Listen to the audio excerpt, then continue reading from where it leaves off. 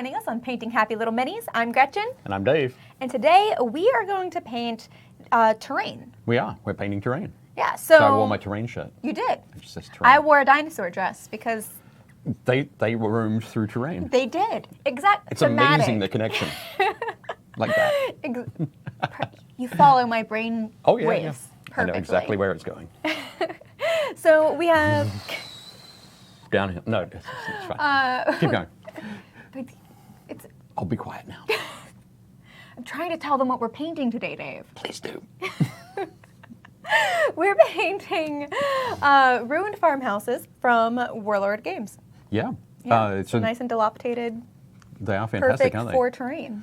Yep, perfect for scenery in war-torn Europe. Perfect for Normandy. Perfect for late World War II kind of stuff. So this is sold under the bolt action range of stuff from Warlord Games, and I think it's going to be very cool. Yeah. It's got lots of great textures on it.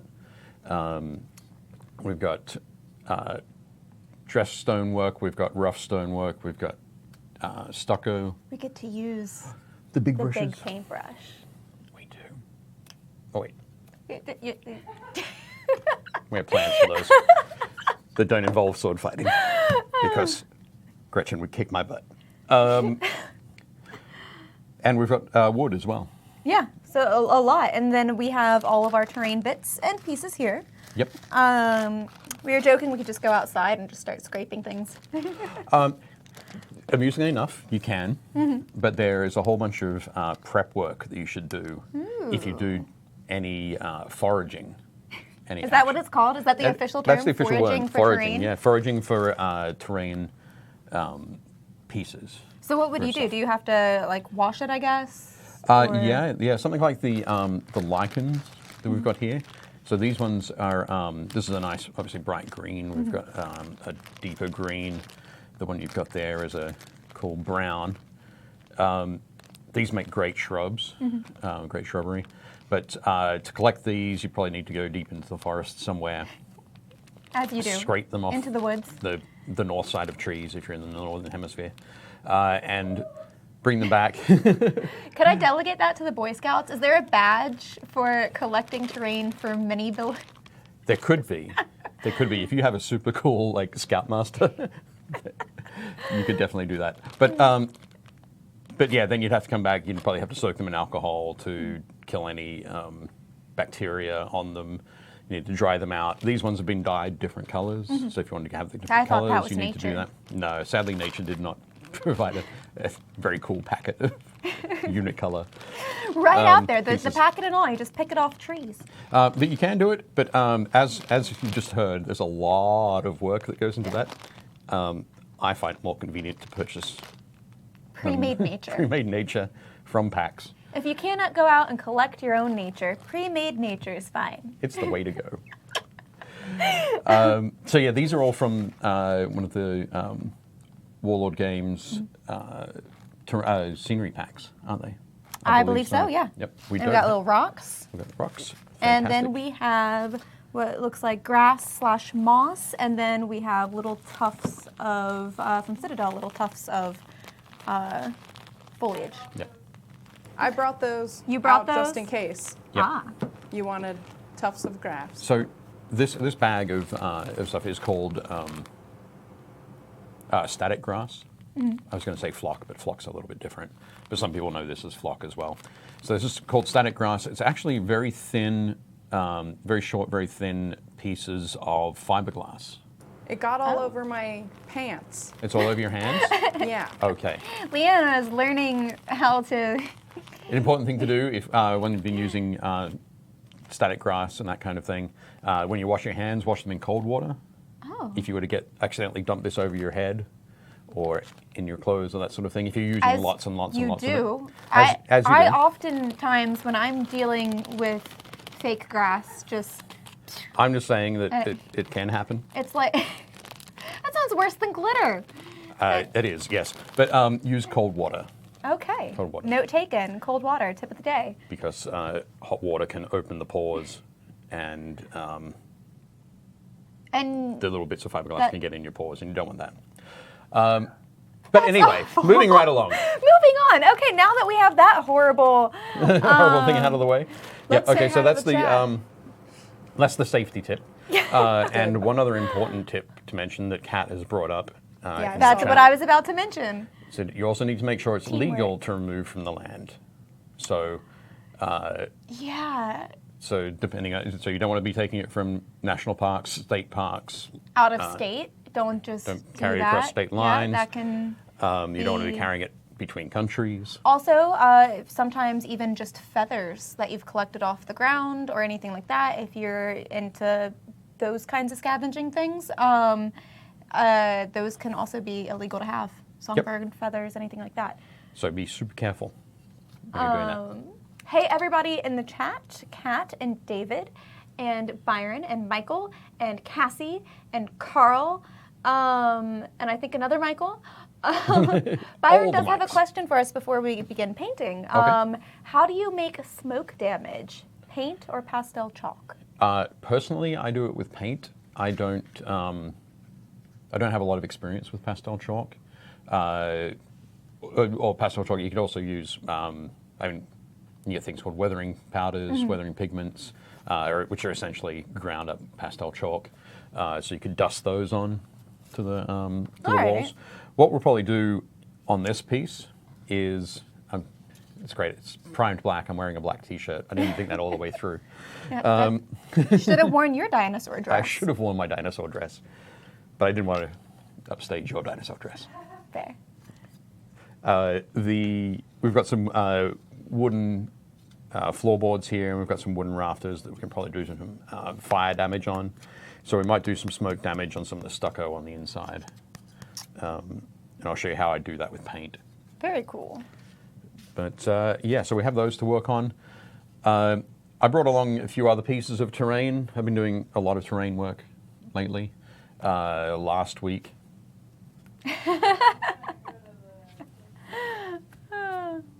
There we go. Yay! Yay.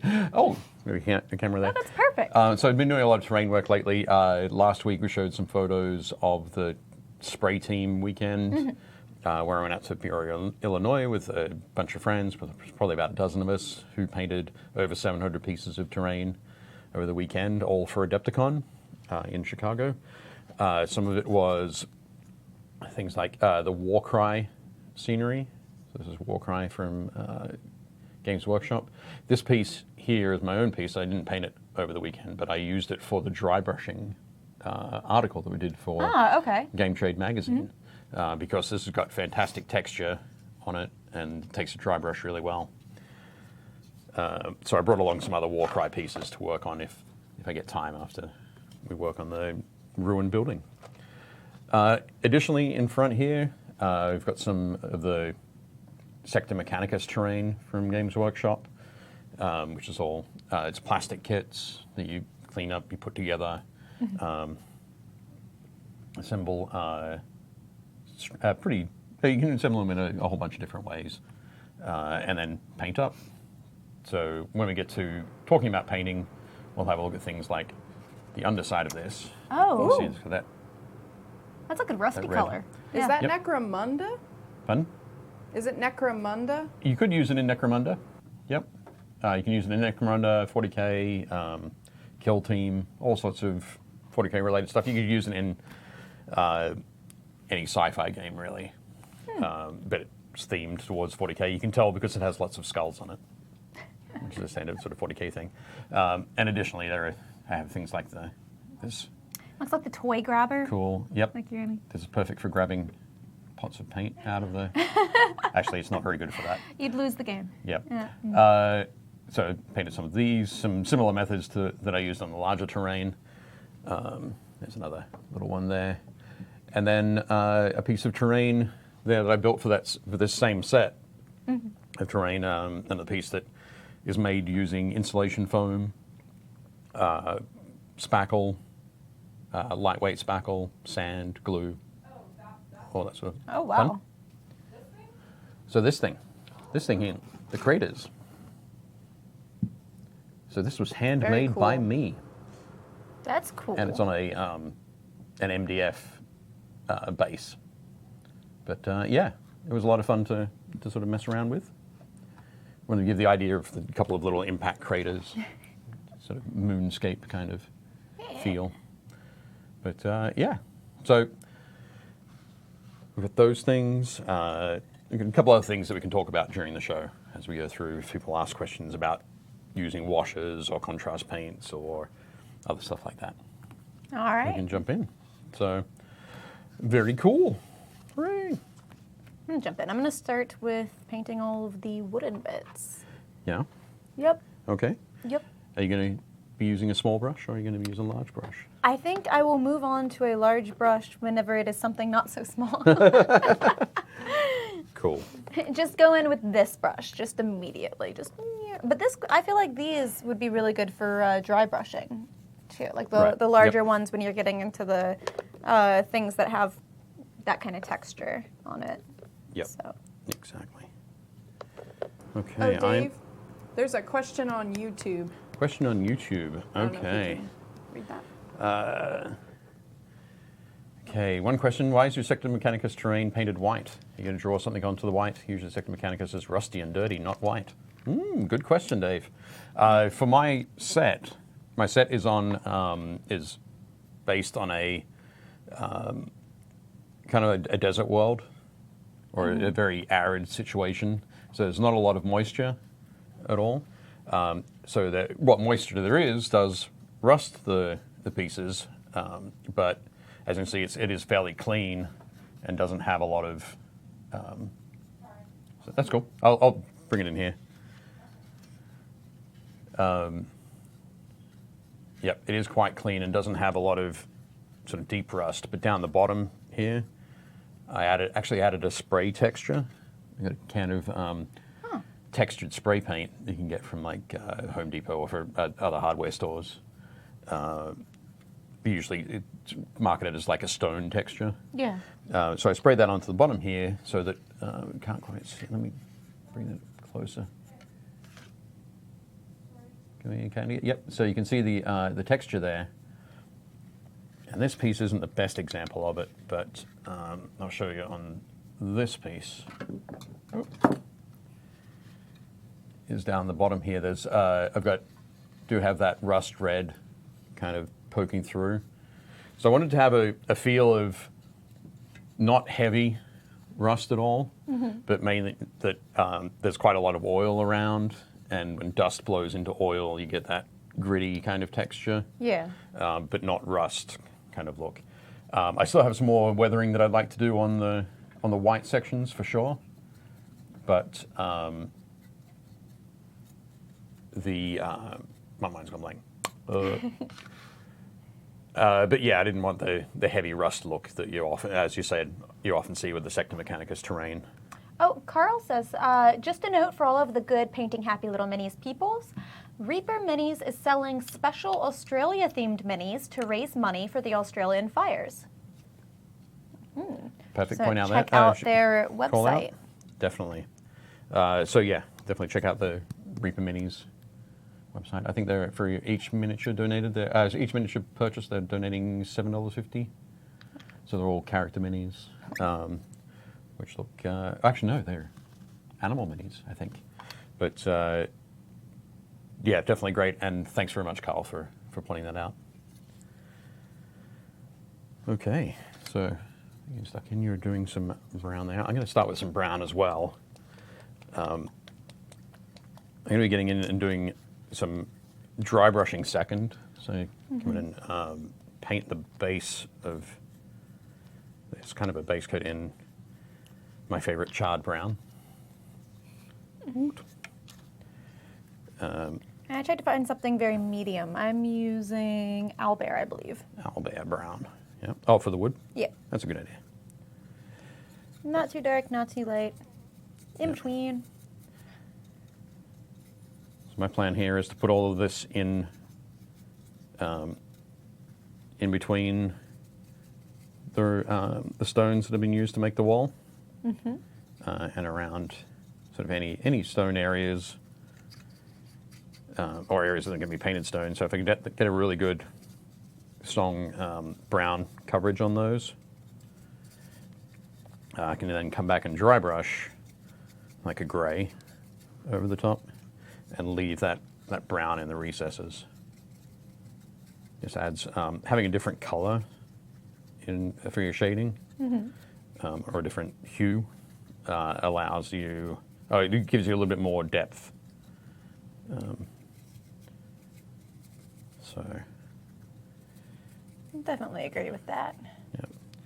And we can come back a little bit later with some greens Oh yes. to do some moss. a moss kind of look. I always think of everyone was like fire damage. I instantly think of like this just being out in a field.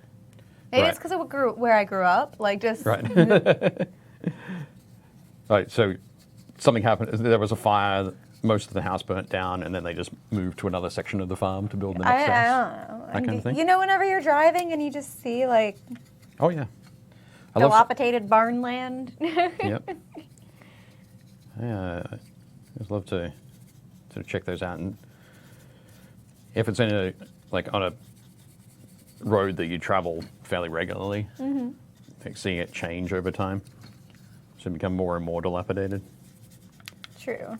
That's something I like to watch the progress of. Dave, do you add a layer of varnish at the end? Oh, Do you recommend that? for Terrain? for terrain, basically for something like the craters. I did probably 3 or 4 craters for that set. I went and finished them off with a spray matte varnish. But for plastic terrain, I generally don't worry about it.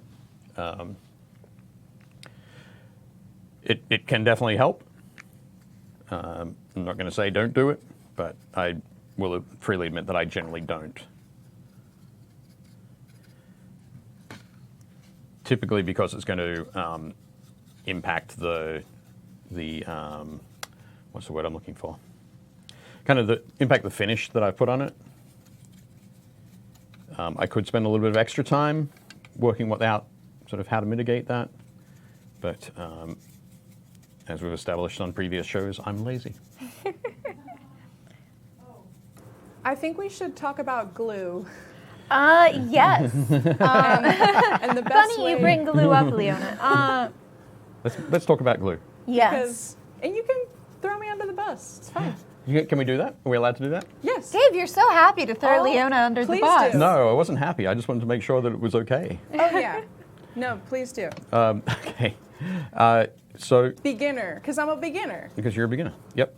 One thing when building terrain, it's important to use the correct glue, or a glue that will work well.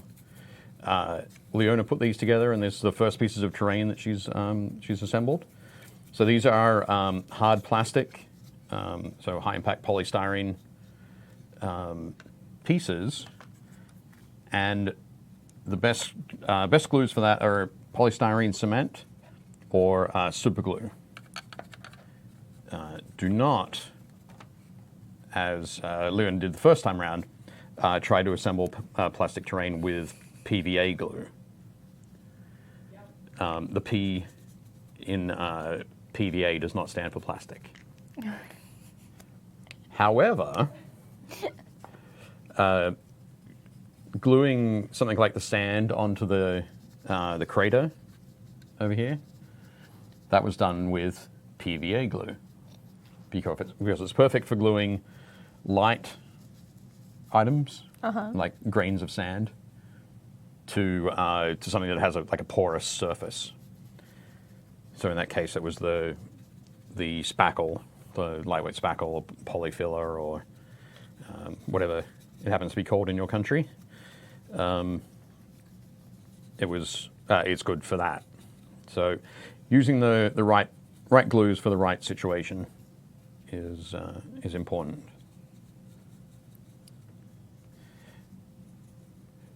One thing we did talk about as well beforehand was and this is something that Leona brought up yesterday, was should we have a base for these terrain pieces? Ah, yeah. And that would actually be a really good idea. But sadly, we didn't have something that would have been perfect for a base. I was out of MDF at home. I didn't have a chance to cut them out and sand them down. But Are you telling me you're not just an endless vessel of miniature painting material and supplies? Yeah. No. Even I run out sometimes. Usually, to avoid any sort of hoarding situations, I try to only purchase terrain material for projects that I know are going to happen. Too many miniatures otherwise. But yeah. So having a base on these would have given us quite a bit more stability, and in that case, we could have glued the ruined farmhouse down to the base with hot glue. Would have been a good one for that, or an epoxy, like a 2-part epoxy glue. The reason I suggest those is that they're thicker, and they won't kind of disappear. And if you put super glue down, Yeah. super glue would glue to MDF. It will glue to MDF, but it will tend to soak it away, and your connection wouldn't be as strong. I feel like I'm learning so much, like I'm in high school shop class. There's quite a bit to learn, but generally a general rule of thumb is if you're gluing two porous materials together, so paper, cardboard, wood, together, PVA is great for that because it soaks into both sides. If you're gluing something that's non-porous, be it to something else that's non-porous, so like two of these pieces of plastic together, or plastic to stone, plastic to metal, that kind of thing, super glue is going to be your best friend there. Those are the things I would suggest. Just quickly here, I'm going to just give a rough brown over the wood there. There's a comment from Dave on YouTube where he says some people even pin their terrain. In their terrain is even plastic glue, which melts the two pieces together, isn't enough. That can definitely be true, particularly if you've got two, if you've got a very important join between two fairly heavy pieces, where the join is quite thin. That's where you're going to get most of that sort of breaking apart. I'll show you something on these, this terrain piece. I'm just going to move the farmhouse out of the way, let it dry for a little bit. On here, where is it? So yeah, this is made up of two pieces. You can see the join there, and I'll bring that around so you can see that line there. This was glued together with polystyrene cement. So these two pieces were glued together like so, brought together. And then as that was drying, this piece underneath was glued to the underside with polystyrene cement. And the piece on top, this piece here, was also glued directly to the polystyrene. So again, using that polystyrene cement to glue it on both halves, because otherwise, this that break down the middle or that line down the middle is where it's likely to break, to pull apart, because both of these are fairly sturdy, and that section there isn't really enough. So you can do things like that, or you can use pins. You could drill into both sides and use like a paper clip or a brass rod or something like that to pin them together. When you're doing something with like insulation foam, I don't know if you've seen like sheets of pink or blue or green insulation foam. Yeah, I made a volcano out of one of those before. Yep. So just that kind of thing. If you need to connect like two walls together or something like that, as Kat says there, you can use bits of toothpick, matchsticks, bamboo skewers, that kind of thing to pin those together while the PVA kind of dries. So yeah, lots of fun things to do with glue. And glue venture. But Sorry. it's very important. It is very It's important. very important. It is super important to know. If you're learning that for the first time, you'll remember it. Very definitely. Okay. All right. So just quickly here, I'm going to squeeze out some basalt gray from Vallejo. You're so quick. Practiced is what we're going to go with that.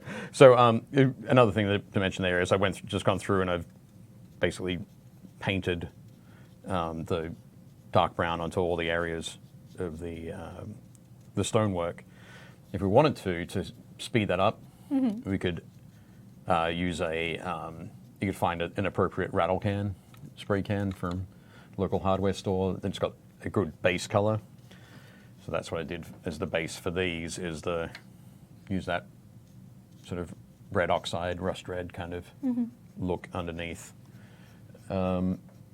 Just so that I could have that hiding away in the crevices in there. But yeah, obviously spraying is a lot faster. You could airbrush it on as well, which is one thing that we did at the spray team weekend. We did a lot of airbrushing. Yeah, because you were Cool Dave. Because I was Cool Dave that weekend. Yep. Yeah. One weekend a year, I get to be Cool Dave. I'm going to make you a hat that says Cool Dave. Cool Dave. Yeah. But it has to be across the back. The bit at the It's back. across the back because you can only wear it backwards. I can only wear it backwards.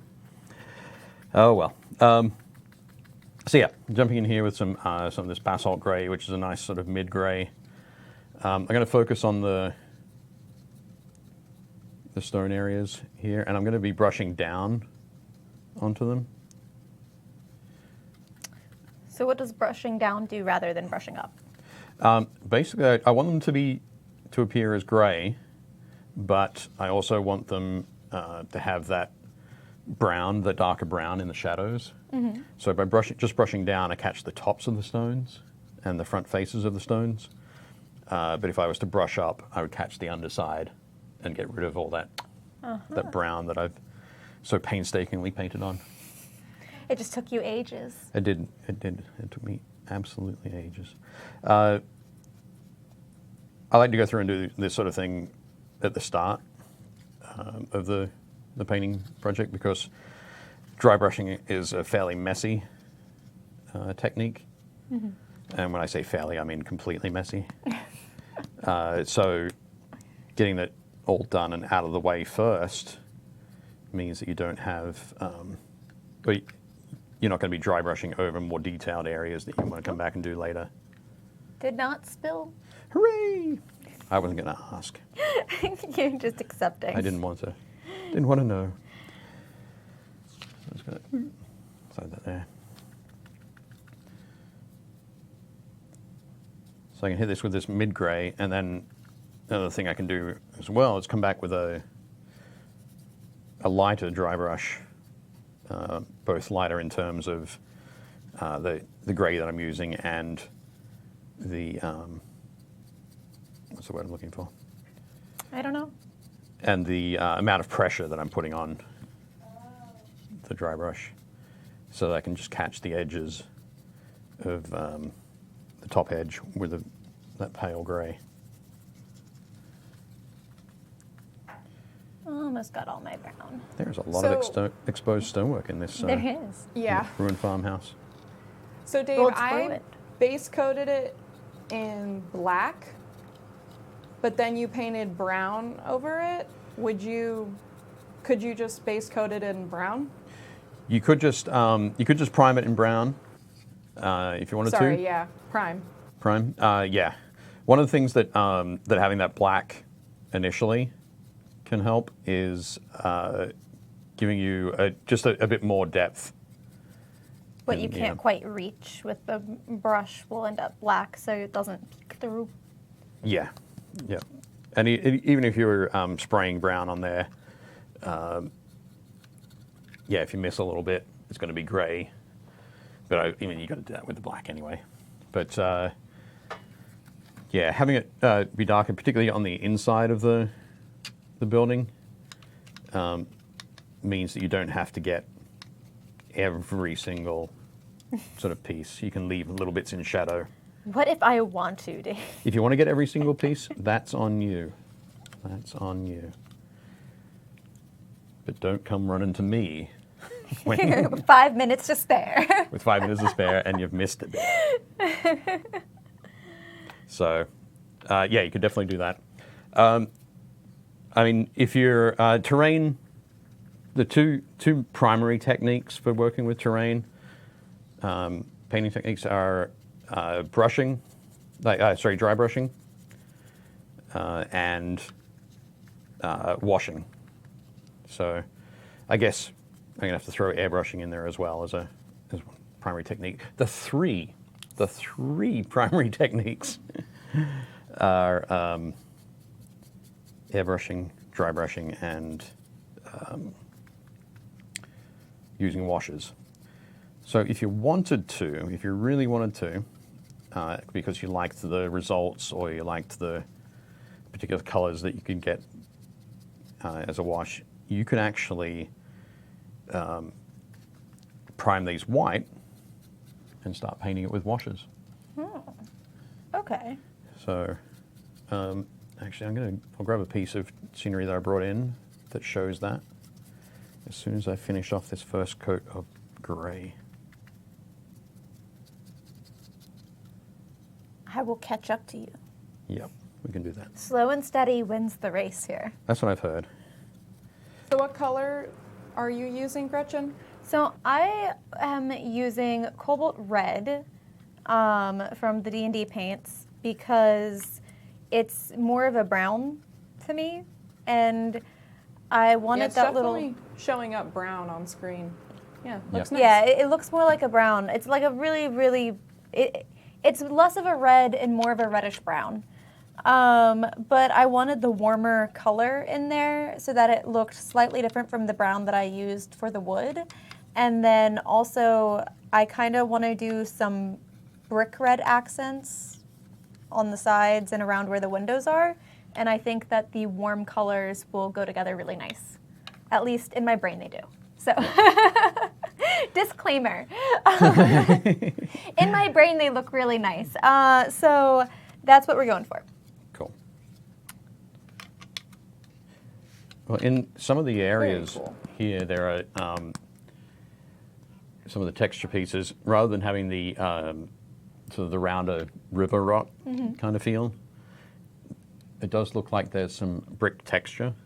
Yeah. To get up on that, up on the sort of the up around here around and the eaves. Yeah. So that I want to pick out after I'm done getting the stonework, and then I'll probably get like a paler, either light yellow or cream color, and kind of do that little stucco kind of plaster bit here, and make it look all cute and cottagey. Sounds like a plan. Like maybe at one point it was adorable. And it can be adorable again. After a lot of hard work, flip this house. Yep. It's a little bit of work. Must be the location.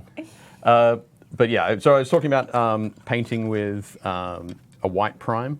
So I'm going to bring in this piece, which is something, it's a work in progress, as Johnny so brilliantly pointed out to me. But so far, this is a part that's the Moor pot from the Ogre Moor tribe. Moor tribes for what do you call it? It looks delicious. Warhammer Age of Sigmar. Yes, that pot. Look at that pot. Yum. Yum. What is that stew called? Stew of awesomeness. I don't know, but yes. Favorite spots, favorite things in there are the whole roasted chicken. That is definitely like that and the fact that the tops of the carrots are still there. It's still on. Yep. Like foot aside. Foot aside. Yeah. Some good old foot Don't worry about the stew. foot or the head. I too enjoy whole roasted chickens in my foot stew. Yeah. Um, But so anyway, with that one, this part I started from a black prime because I had lots of dry brushing I wanted to do on the metals around there. This one here, I started with a prime of Grey Sear, Alright. one of the new primer colors from GW, and then used some of the contrast paints like Skeleton Horde on the bone, sort of these big tusks. All of the skulls are picked out in Skeleton Horde. For this, I went through and painted the firewood and the sort of the dirt texture with wildwood. Okay. Then came back and gave the dirt texture a quick dry brush. Touched up some of the skulls that I'd gone over with some paint on Grey Sear, and then hit them with the Skeleton Horde. And then the rocks are just hit with the Basilicanum Grey. So I've still got a bit of highlighting and that sort of work to go, but at the moment that's probably about an hour's work on this section. So, but all the little details to pick out, and at the moment I've just painted all the metal pieces with tinny tin, but they'll get some extra work as well. So I'll have to bring that back in once done that. And then I was just using different contrast paints here to run over for the to make sure I got the texture on some of the skins. Yeah, can we see that? Can we catch it? Damn. Yeah. I need to decide what to paint instead of staring blankly at this screen. Yeah. So going to add some more of the different browns over the other areas. Dave, you know what you should do? David Moffat, you should line up your minis that you don't know what to paint, and then we'll have Dave just point. And whichever one he points at through the screen, that is the mini that you have to paint. That sounds like an awesome plan. Let us know when they're lined Yep. up. Let us know when they're lined up, and Dave will he'll just that one. It'll be eeny, meeny, miny. I like this. It's a good plan. It is a good plan. What do you think, David? It's like those kids shows. Those kids. Yeah, the TV interactive. shows. Yeah. You get up and dance. Like Dora the Explorer, Blue's Clues, except painting Happy Little Minis version. Right. Can we take a moment to look at some minis? I think we can. No, Leona, never. Wait. Let me check. Is it exactly the right time? We're 9 minutes over. Oh. We had a production meeting before the show where we were handed a list of, here's the running order. It's more of a guidelines. It is a set of guidelines for sure. Yeah, it's like Pirates of the Caribbean. Yes, They're we go by pirate rules here. Pirate guidelines. Yes. Minis. Let's Minis. look at them. Let's do that. Oh, Ryan Okay. Cook. I And these like are all from the our flames. Painting Happy Little Minis group. Yes, they are. All On of these Facebook. miniatures are from the Painting Happy Little Minis Facebook group. So if you'd like to have your miniatures featured, please join the group. Get in there and join hang us. out. Join us. One join us. of us. And show off your minis. That'd be very cool. The flames on Yep. the Guy Fieri. Oh like, yeah. I love that. Totally channeling Guy. They're so rad. They are cool, aren't they? So these are from Blood Bowl. Dave, You guys okay, switch so now you're ready. You're going to have to be patient, sir. We're looking at minis. Okay, wait. Oh, okay. No, wait. All right, Dave's ready. Ready. All the Daves.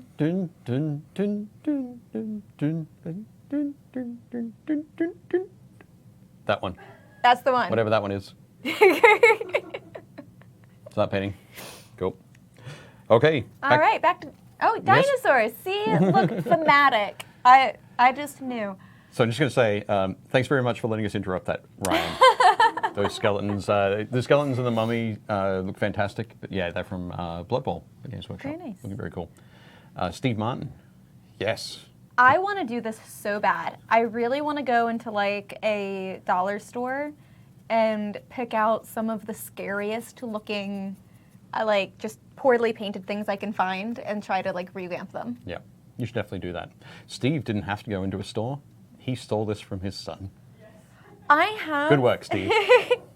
I have a few dinosaur. Very handy that way. I have a few little dinosaur things, but most of them that I have are either Jurassic Park merch, which I don't really want to paint over, Yep. or they were gifted, like actual like figurines and stuff. So they have really good paint jobs. Cool. Nice. I might have one that has a that I can revamp. Excellent. So looking at this now, Rocksteady from Strato Miniatures. This is another one of, I think it's a Battletech. Is it Battletech, Dave? Yes, I believe so.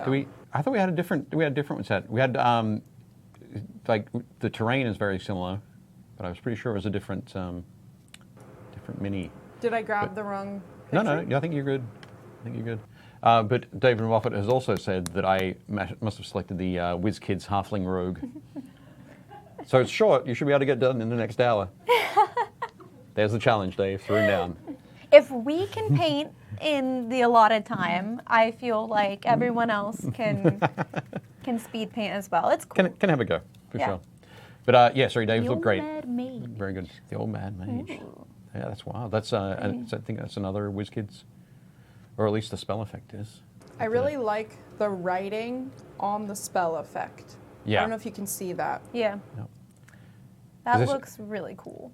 I wonder if they're words for the spell, or if they're the names of the targets for each of those swords. Not sure. It's like, I'm really angry and I'm going to take you all out. Here are the names of everybody in the party. But yeah, I love the mage. It's got a very biblical kind of feel. He does. I think it's the robes mixed with the beard, and Yep. then kind of the staff. He could be on. It could be on the ceiling of the Sistine Chapel, really. Not with the robes. Not with the robes? No, okay. Divested of the robes. But anyway, nice work, Stephen. I think it looks great. Very nice. Jeff Billingsley, Stone Golem from Reaper. That was looking very cool. I like the little knight there who the hunched up shoulders that just look so, okay, it's gonna be good. And then the stone golem just does not care. Oh no, for sure. I think the knight's kind of going to be like, tink, tink, tink. He's giving himself a pep talk. He Yes. is ready, and he's not gonna win, but it's okay. He's going to go down fighting. Is that what you're saying? Maybe. Maybe. We'll see what his roles are. Yeah. But no, I think that looks great. I like the those extra touches with where it's not just all stone, but it's there's obviously other elements that the wizard has used to raise this stone golem. Looking great, Jeff. Very nice. Very nice. Oh, Jan has been working on some infinity miniatures. These look really cool. I love that that turquoise teal Very bright. Very Tron. Yeah, it's got that great Tron feel. And I But, really I feel like with the color scheme, I know last time we were talking about like colors that imply good and bad and whatnot, just Yep. like how color can really affect that. But having the red and then the glowing blue is so associated with like good Jedis, good Tron people, good this. And then red and black is usually associated so much with villains that I like how having those colors together, I feel like they could be anything. Yep. Like if I was a player, I would not know what. You're uncertain. Yeah. Are they going to help me or kill me? But yeah, they look great. Nice work. There's some fine miniatures. Judy has been working on D&D Commission. He's looking great. I love that that foo dog on the left, the temple dog. Looks great. And those eyes, They're fantastic. very cool. Yep, I Those love glowing, glowing that- green eyes. Yes. Yep. Nice work. And the, yep, oh, sorry, back one. Okay. And I love the shield as well, on the one on the right. Just that, the texture on there looks really cool. Nice work, Jody. Very good. Okay, Jeff has been painting up this one. Next step is to start adding color. I think messing around with like monochrome paint schemes, it's just a single color, so you either like sepia tones or black and white or that kind of thing, is really, it's really a wild thing to try. Do we need to do that one day? I think maybe we should. Maybe we should. I think we'd have to work out something really good to do it on. Something really appropriate. Oh, I did that. I did that once. I did it at Halloween. You did. You did do it once on Yeah, Halloween. with Horrified. For the for the horrified minis, exactly. But yeah, maybe we could do some cowboys in like a sepia tone. Ooh, that would be I fun. think that'd be a lot of fun. Definitely. See, you're inspiring us. Yeah. But yeah, I'm excited to see where you're going to put the color on this, Jeff. It should be definitely cool to see. Speaking of color, That is so blue. it is Oh my goodness. awesome. The almost glowy cobalt, and then the eyes just Yep. brings Definitely you make right it. to them. Nice work, Chris. Actually, I think if Facebook is correct, it's Chris's birthday today. Oh, happy birthday! Happy birthday, Chris. And if we're wrong, then blame Dave. But Blame- still, happy birthday whenever that is. Blame me and Facebook. Yep. But no, fantastic work there. Chris looks great. Love that blue. Drew, begun the Clone War has. Oh, He's that got looks his, dangerous with a lightsaber. Yeah. It's like way too close to your face. Well, I was going to say his hand. And his hand. It's like too close to everything. But no, that's General Kenobi. Well, he knows what he's leading. doing. He does. He's aware. He has never pointed a lightsaber directly at his face, unlike other Jedi. But yeah, no, I think looking good. Drew. We saw the all of the clone troopers last week, and seeing you finish up Kenobi, looking very cool. Nice one. We'll have to have a true one again soon. Garrett, Oh, hey. 3D printed bust of Geralt of Rivia. That looks good. I have no That's coins. for The Witcher. You have no coins I have to no toss? coins to toss. Sorry. Did you take debit card? But no, looking good. Looking very cool. I love the way you've done painted the texture on the shoulders and the Pick basically all the little so armor bits, the yeah. chainmail, that really tight woven chainmail. Looking great. Very nice. Kevin, the clone army progresses? Oh, no. That's wrong. Oops. Let's ignore the. Pay no attention. Pay no attention to it now that I've called it out. But Kevin, that model's looking very cool. That bright and vibrant green with the that bright and vibrant blue hair. It's looks just wild. Absolutely wild. But yeah, It's a D&D water genasi. okay. That's A cool. water genasi. I'm liking it. It's definitely resonating with me. After you called it the other thing. The clone army? Genasi? No, no, I'm really enjoying it. I think there's a lot of, you got a lot of saturated colors there, which normally wouldn't really work. But I think because of the boots and the pants and the tunic are all that nice dark, it's I like how the enough facial balance. expression is still, even with all the bright colors, yep, it doesn't detract from the facial expression. sure. And Yeah, the which is highlights still on very- those cheekbones Yeah, and the yeah, looking good. We like it, Kevin. Hooray! Sarah's been working on her Reaper Fire Dragon. That is looking cool. ooh, Very nice. nice orangey. Those orange wings. Yeah. Yep. That's looking great. I'm wondering, just looking from here, this angle, it looks like the those talons are gold. Are they gold, Sarah? They You'll have to look let us know. gold. Is Sarah in the chat today? Maybe. Maybe. There's a lot of Witcher jokes in the chat today. Cool. We have not yet recovered from the Witcher jokes. Awesome. But yeah, no, I think they look gold, and if they are, I think that's a cool idea. I haven't seen that done before. Looks really nice, and I love the eyes, those bright green eyes, looking cool. Oh, Clive is working on a Reaper giant were-rat. Oh my goodness. That is... Look at the hand. You worried about the hand? I'm worried about that like The maw. distended jaw. It's like I can open my mouth maybe like. See, that's the thing, like though. 10 degrees. You worry about the jaw coming in, and it distracts you from. the big claw that's going to tear you in half. Yeah, that's fair enough. I don't know why my rat sounds suspiciously like Waluigi, but I don't know either, and I am not going to take that. Moving right along, but no, looking good there, Clive. Nice work.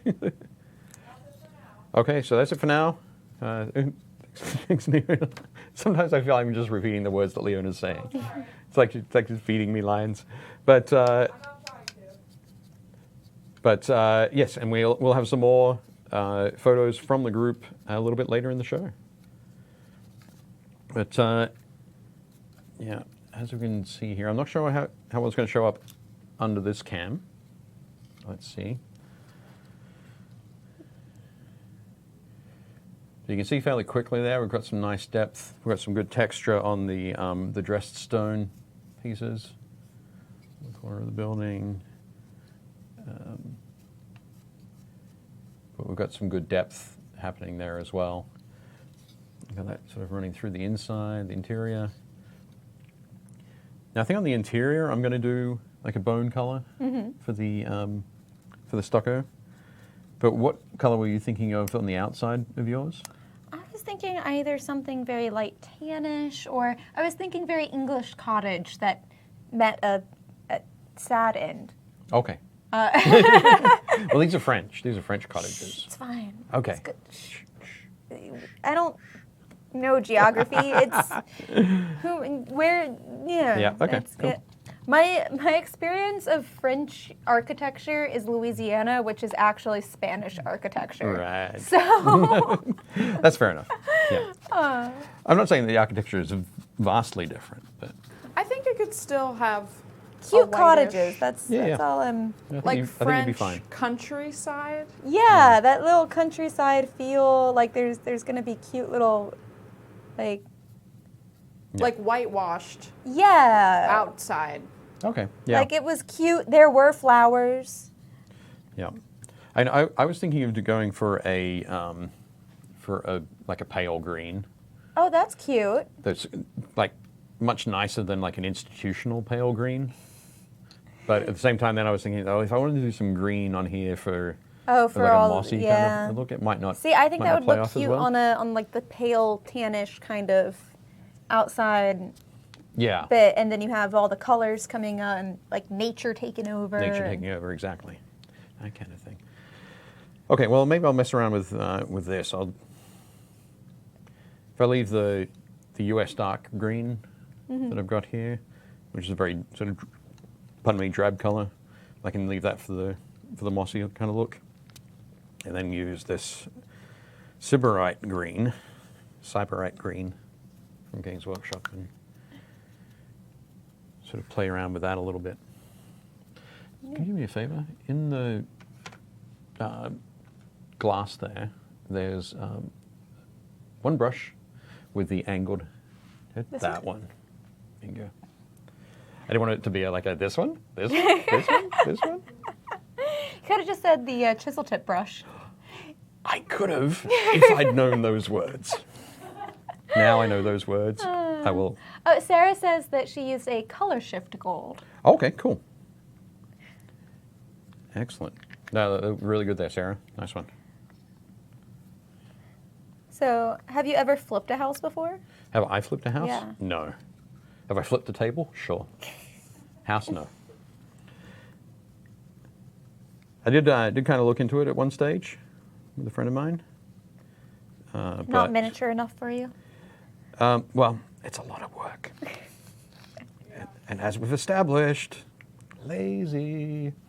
So, in the end, we didn't do it. I think we'd almost got enough for the deposit, but then something happened, and one of us didn't have enough for our half of the deposit, which meant that nobody had enough. But yeah, have you? No, but as I was telling you earlier, yeah. I had an experience helping a friend who was going to flip a house. Right. I was... And their house looked like this, is that right?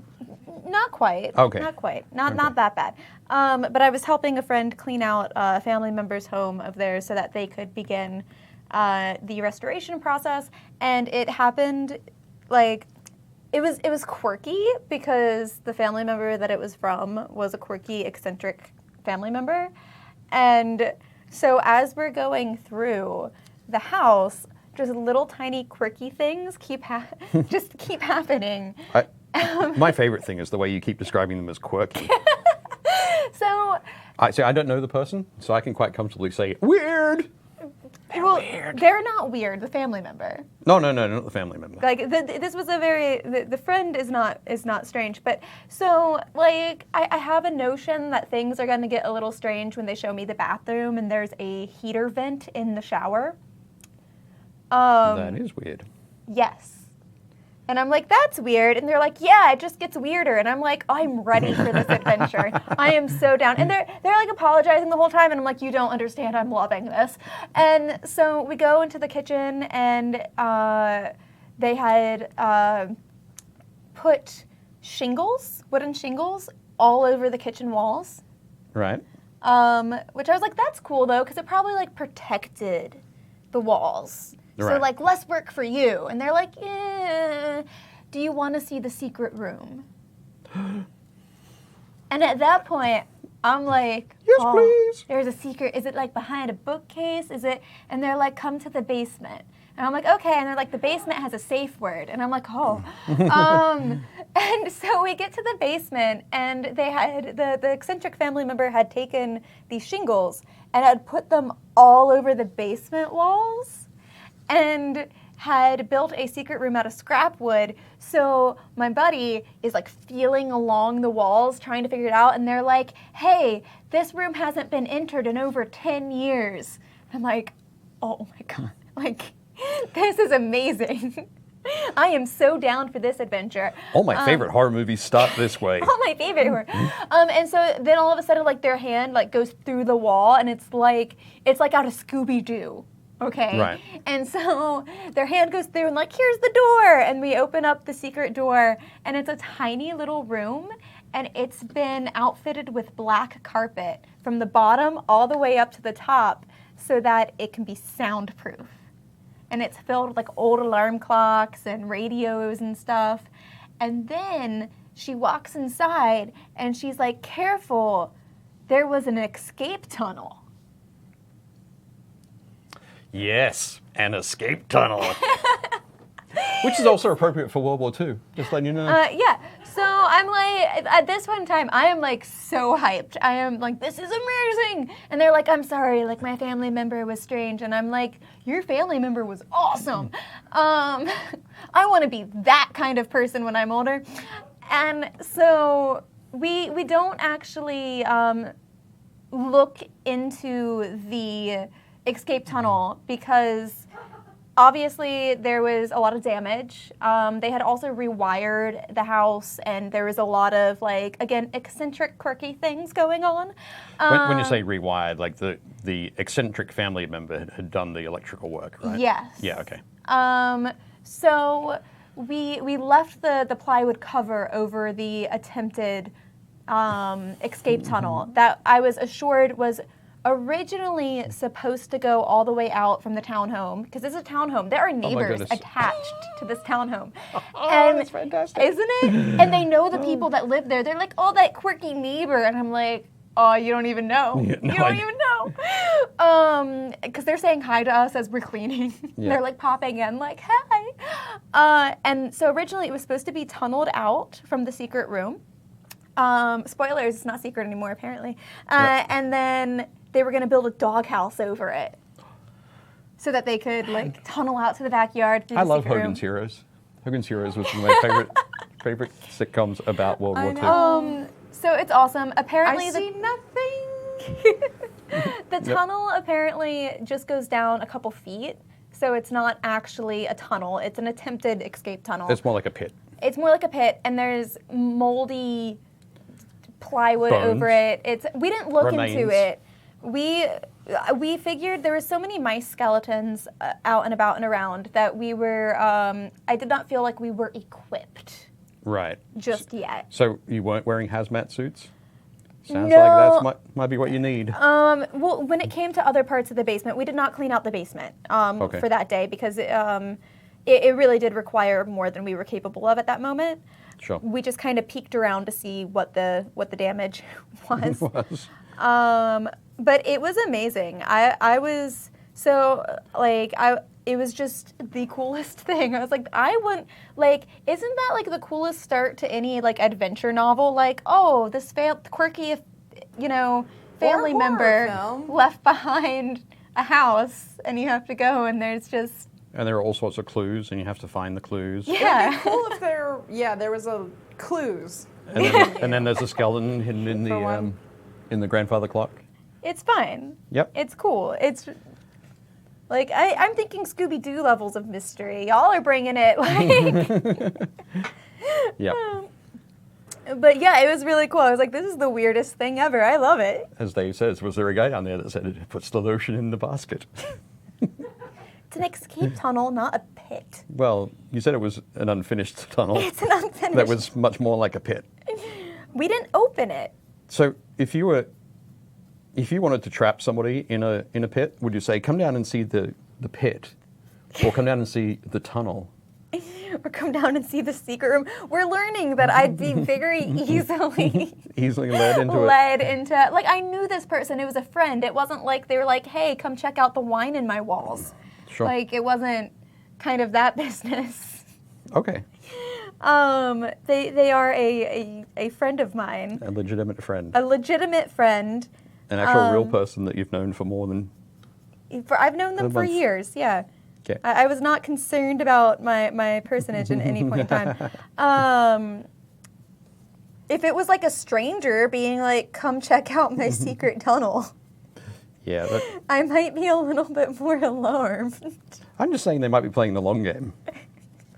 The long con. We'll get her. We'll get her. We'll trap- Also, One Edge Heroes asks where that terrain piece is from. The terrain piece we're working on, this one, is I the believe Ruined so. Farmhouse. Ruined Farmhouse from the Bolt Action range from Warlord Games. It's a hard plastic farmhouse, which is really cool. And also, someone was asking why the turquoise.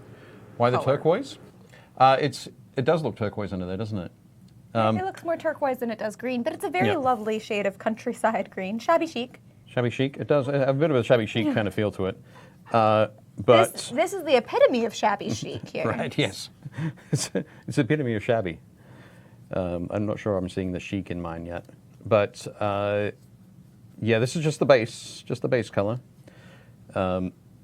Sometimes when you mix, so paints like green, because they can have a lot of yellow in them, can have varying amounts of pigment. So they do a sort of better or poorer job of covering. And then when you mix them with other paints, you'll sort of mess around with that coverage kind of level. So initially I started off over here with the bone white mixed into it, because that's kind of the lighter color that I want to get. I'm probably going to have to mix a little bit of white in too. But when I started painting that on, it was a lot thinner than just the base.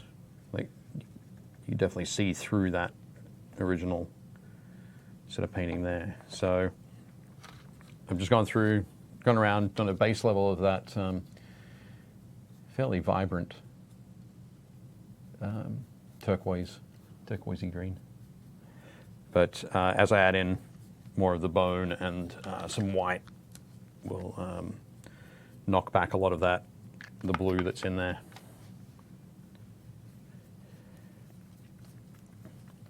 So that's my fun story There we for go. today. I think that's really cool.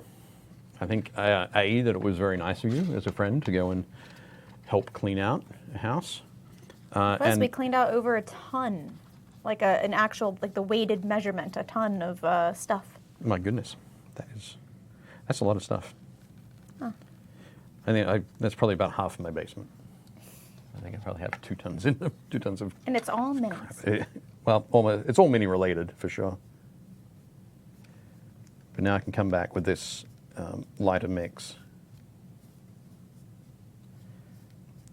and lose that kind of turquoisey kind of look to it, or at least knock it back. Give it a bit more of a country house kind of feel. Or farmhouse, country farmhouse. So I suppose country farmhouse is a little bit tautological, right? Are all farmhouses in the country? Yeah, some people just like the look. I mean, Leona's like, no, decided. Definitely. So, yep. Because you can't have Timothy a Moore, would you like to farmhouse- grab a bottle of wine from the cellar? Oh, That would get me. I would be done. incredible. Where is it? It's in the secret room. We'll Oh, find it. okay. That's fun. Does the light switch work? No. As long as there's no spiders, because that's what would get me. Yeah. I don't like spiders. I'm all down for the adventure up until the moment of The spiders. crazy sociopaths. Um, But the spiders. Phew. it's spiders. They're scary. If I wasn't so lazy, I would volunteer to come along next time, just so that I could see the. Just to. Because I know They that need help. They do. That's what I'm saying. Yeah. I know that if I came along, I would have It's to help, difficult. Yeah. and I don't want to clean out my own basement, let alone somebody else's. But so I have to balance the desire to see the To see all the fun stuff. It was Yeah. cool. They have doors like the see the person, eccentricity. They like the way they decorated, redid, refurbished. I don't know. They have doors from random things replacing the actual doors. Okay. So one of them's like a private eye door that just says private across the front in the basement, and then one of them is a bulletproof door. A bulletproof door. Yeah. It is sounding more and more like some sort of crazy torture dungeon. No, they just they lived a cool life. They used to be a private investigator and they were a locksmith at one point, and it's a Right. fun time. Excellent. Doesn't mean I'm not worried anymore. Still worried. Still worried. It's fine. It's good. But okay. So how's yours coming along? Oh wow. Yeah, it's coming along. Great. So there's a lot of, this is going to clean up real well once I go into the white kind of stucco bit, but I'm leaving that messy right now as I do all the stonework. Cool. And then I am going to go in and I'm going to do the brick accents. Yep. Sorry, Leona, I'm turning everything everywhere. So I'm going to go in with a brick red and dry brush along the edges here and around here. Like at one point it was cute. Right. Sure. To my personal taste of cottage farmhouse cute. Cottage cute. Um, A farmhouse chic. farmhouse chic, cottage cute. HTGV, what? HGTV. HGTV. Please hire us, even after that moment. But yeah, so that's what I'm going to do. And then whenever we go in and we start doing terrain bits, like some moss and vinery and stuff growing up. Yep. Growing up. Crawling up the side. It's just going to look cute. Okay, This cool. is what it's going to be. I can't speak words. It's cool. That's fine. You didn't hire me for my word speaking. Well, we did actually. A little bit. Don't tell them that. Okay.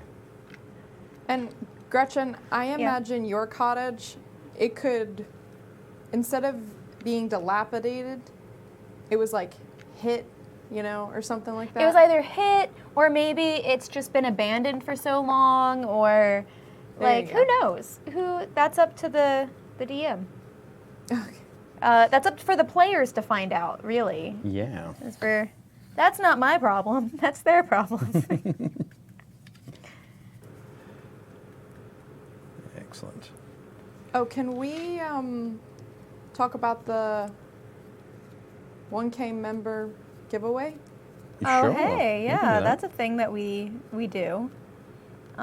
So Did you want to do the intro and I'll read from the? yes, the because br- I'm brilliantly looking forward prepared. to you reading. Okay. So we had a giveaway for our it was 1,500 members. 1,500 members. Yeah. Also known as 1,500.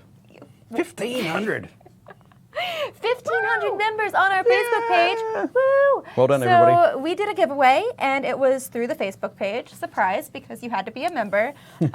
So if you're interested in future giveaways and you are not yet a member, this is your wake-up call to join our page. Please Maybe join our win page. some things. But yeah, so we did a giveaway. We had a bunch of things. Do you remember what it all was? It's paints and miniatures. Paints and miniatures. Thank you, Dave, for that delightful recap. It was. Never enough. Never. Enough. Would you like to? You asked what it was. I gave you the list. Paints and miniatures.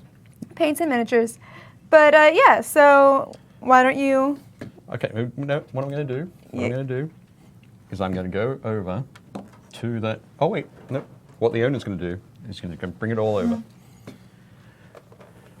That's some of it. Bring it all. Bring it all. Bring it all. So we have the Knowles' Marvelous Miniatures Young Brass Dragon. New in box. We have the Knowles' Marvelous Pigments Monsters paint set. Woo. There's loads of it. The Adventurers paint set.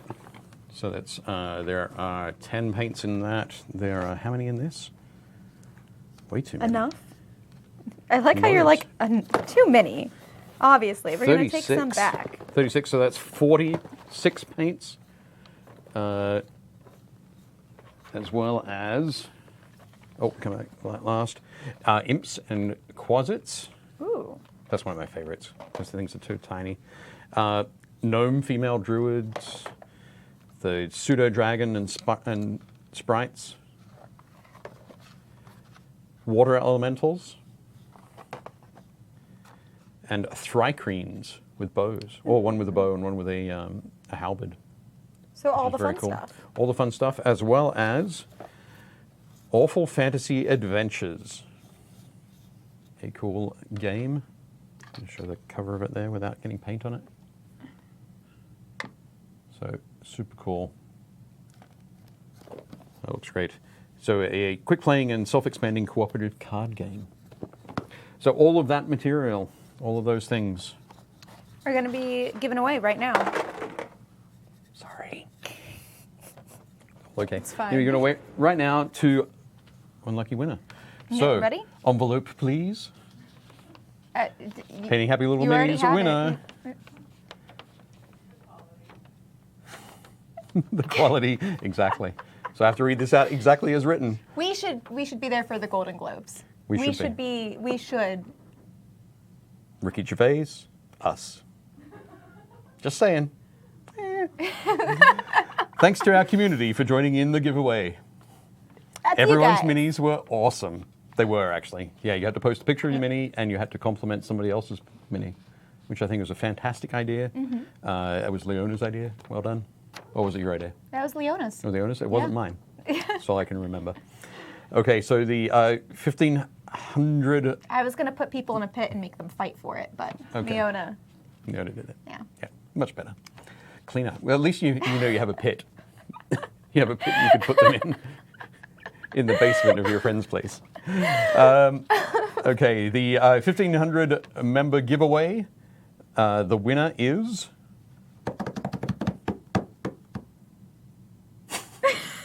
Mike Hemstreet. So Mike Hemstreet, congratulations, who posted a work in progress of Arcan.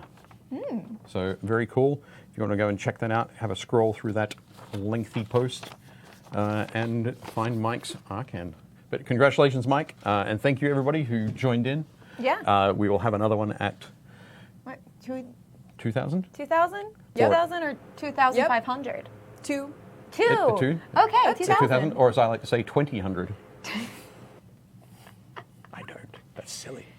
So, if you would like to make sure that you're in the running for that, join our group. Tell people to join our group. Yeah. Exactly. You're the best hype person ever. Thank you. It's because I'm so full of whimsy. It is. It was really cool to see everyone's minis and work some progress. It was great. Yeah. I recommend just going Just to going through and the looking through it. post. Yeah. Just Yeah. checking everything out. It's really cool. Thank you all for being a part of our little bit of craziness on the internet. We appreciate it. Yep. It shows we're not alone in a pit somewhere. You're just not going to let that go. Nope. Come on, Oh. it's fantastic. Kat had to go back to work. Aww. Boo. Boo work. Boo. Catch you later. Hope you enjoy the rest of the show when you get a chance to see it later on. So, excellent. This is coming along pretty well. Quite happy with it. How's your? All right, it's coming You- along. We you got started wood on now. the- Yeah, yeah. I highlighted some of the wood. Now we're gonna do some of the brick. Cool. Gonna get in there with that. Okay. This A little too red. there we Chill go. that out a little bit. So it's a little bit, maybe a little bit bright, but oh, wrong cup. So one thing that I will do here is actually come along with, because I think this will help knock it down a little bit, is get some Seraphim sepia. So a sepia wash here. I'm going to experiment it a little bit with it on the on some of the green, but I'm going to start with some in the corner around here. So if it doesn't work out too well, there's kind of Who needs to a little worry? excuse. You don't need to worry about it too much. So you can just paint that over there, and immediately that changes up that kind of the look of it. And it starts to dull down some of that the brightness of that that green, that mint green almost. So that's something you can do if you're going through and you're painting and you feel you've picked the wrong color, particularly on terrain. A thin sort of glaze of a brown can really change that look. And then if you end up with too much of it on there, like I have just then, while it's still wet, you can come along with a tissue or a piece of paper towel or something like that, and then just dab some of that off.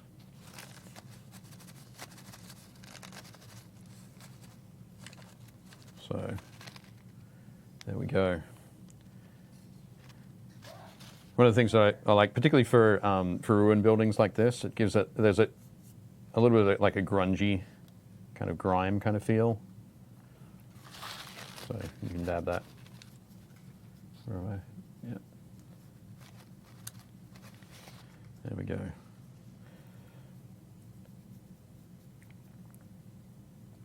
And on the interior, I was planning on going with a bone sort of color. Get that nice sort of plaster wall kind of look. I guess when it's on the interior. Is it still stucco when it's on the inside? I guess so. I'm going to say it is. Plaster? I don't know. Not sure. But That's what I thought. yeah, stucco is plastering, but I was just wondering if it's specific to exterior plastering kind of thing. We're not HGTV, so No. we don't have to know. I'd like to know, but you are correct. It's not essential. So that works pretty well. That is a cool thing as well with terrain. You've got it's generally it's large. It's going to be in the it's the backdrop for your gaming. You don't need to be as precise as you probably should be with miniatures. You can be a little bit rougher. You can be a little bit more adventurous. You can try out a few more things that might work. They might not work, but when they do, you'll be really happy. So coming along pretty well there. My brick accents. I feel like terrain is also all about the layering, Yeah, like the layering of texture. I think you're right there. It's a very important part to it. That weathering, that depth, and I think that's probably why Dave mentioned it at the start with this piece of terrain here, with the sides being white, because while there's a lot of sort of depth in the other parts of the paint job, there's not a lot in those sections, so it does look a little bit jarring. But when I go back and do a little bit of weathering there, it'll help that.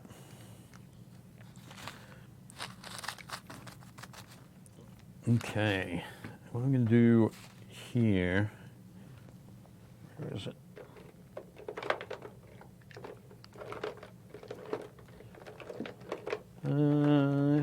There we go, rummaging through. So I was grabbing my two of my favorite colors. Two of your favorite? Which ones? Beige brown and ivory from the Vallejo range. Beige brown is a great sort of light mid-brown, and it's got a lot of opacity, so it's going to be perfect for this sort of thing. And then ivory is a great almost white sort of bone color.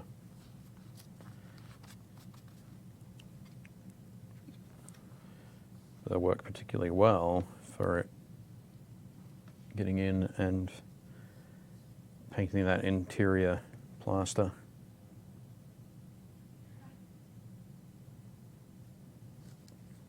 So, looking good.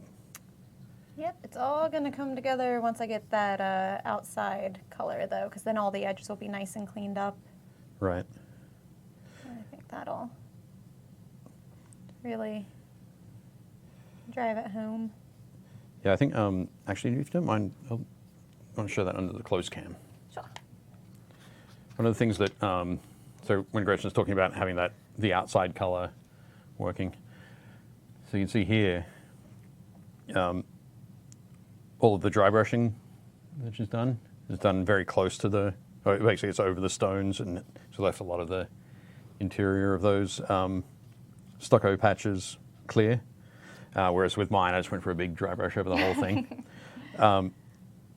This can be a good approach as well, because mine, by the stage that I went and painted the green on it, all of this was like a gray and had a bit of a texture built to it. So if you wanted to have this as a smoother thing, avoiding dry brushing over it is going to be great. So I think that's very, very cool. So you can see there are only a few spots here where Gretchen's dry brushing. So she took a little bit more time, but was much more precise with it, which I think is really going to stand out. It's really going to work Yeah, I well. think having that kind of tan kind of color on the outside is gonna. It's going to pop it nicely. It'll look Especially good. with the red. Yep. Very cool. I like that. Nice work.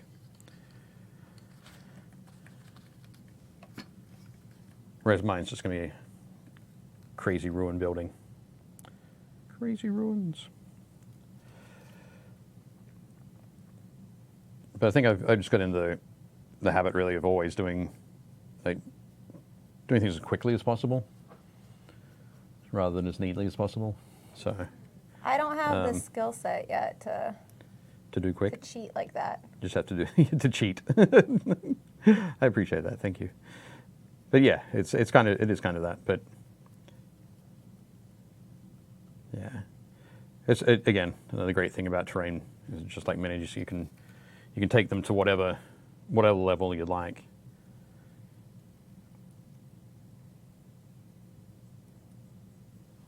So yep,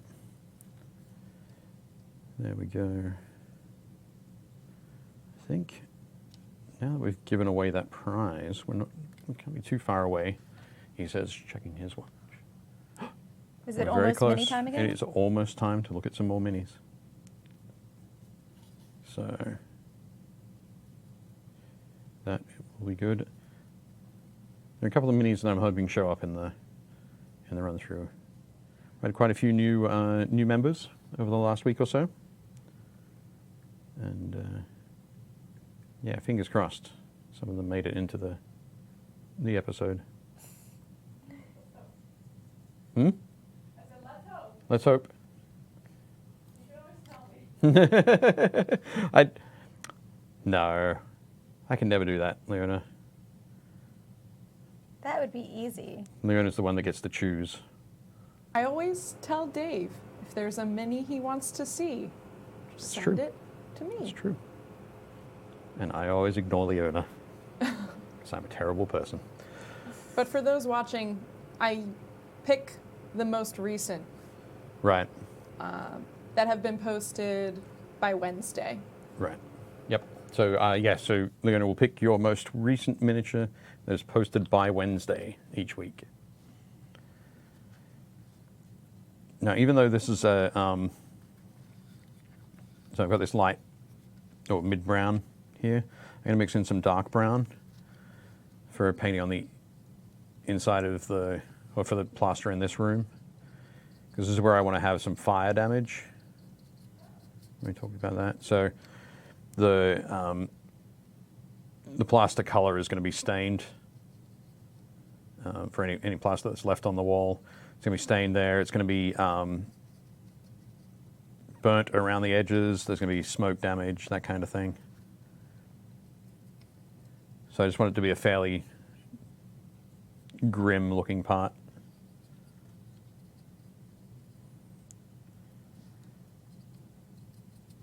So I don't know if you Someone on we can quite see it in Facebook there. asked, which farmhouse is haunted? Which farmhouse is haunted? I'd like to think both of them. Yeah, but in like different ways. Yeah. Yeah. There's different ways to have a haunting. That's true. Oh, I like David's comment on YouTube. And I think the answer is no to David's comment. David suggested should we have a Dave's Choice and a No. Gretchen's Choice award?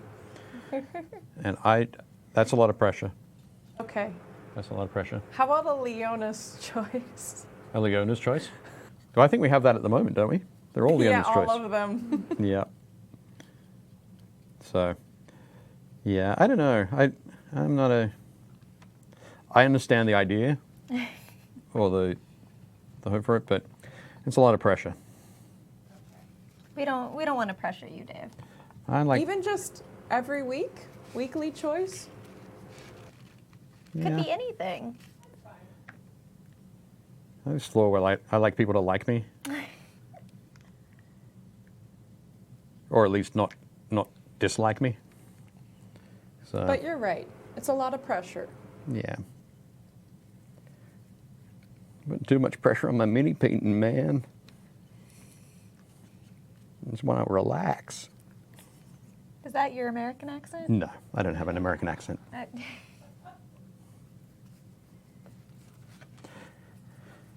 I only really have an American accent when I'm ordering food at Chipotle.